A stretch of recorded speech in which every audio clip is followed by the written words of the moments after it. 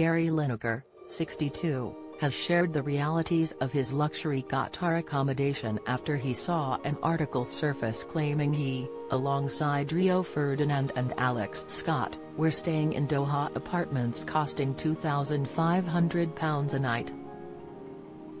The Match of the Day presenter hit out at the anti-BBC agenda while also showing off the realities of his luxury World Cup accommodation.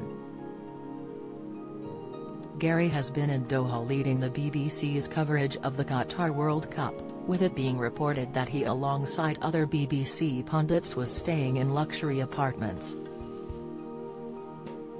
The Match of the Day presenter has shared a screenshot of the article from Rio in view of his 8.6 million followers along with a furious statement.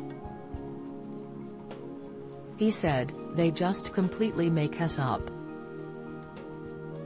It cost the BBC a small fraction of that price. The landscape terrace is basically a small bush. We're surrounded by motorways in the middle of nowhere. Lots of Brits live in the building. Hilarious how obsessed they are with their anti-BBC agenda." Gary didn't leave it there as she shared a short video of his luxury apartment, with his phone panning around the regular-sized hotel accommodation. He captioned the video, "Gonna have a nap in my luxury apartment before tonight's game." This comes after the BBC was forced to release a statement after an influx of complaints following Gardy's opening monologue for this year's World Cup. Some viewers found the speech to be overly critical of the host nation Qatar, which have faced tough moral question over issues such as homosexuality and migrant workers. Both Gary and Gary Neville claimed that it might have been beneficial to address the controversies facing Qatar live on air, rather than staying silent. Lineker began, "Ever since FIFA chose Qatar in 2010, the smallest nation to have hosted football's greatest competition has faced some big questions.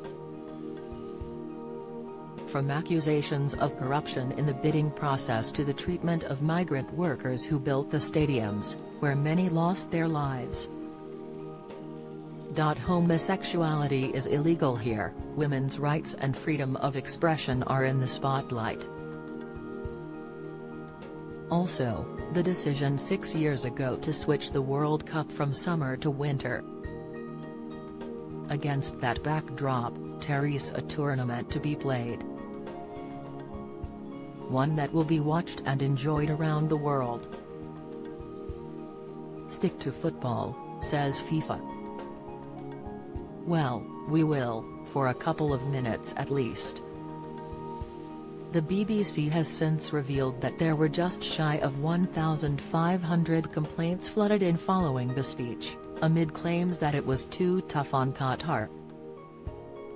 A statement from the British broadcaster acknowledged that some had taken issue with the coverage, adding that they have a proven record of addressing topical issues as part of our coverage.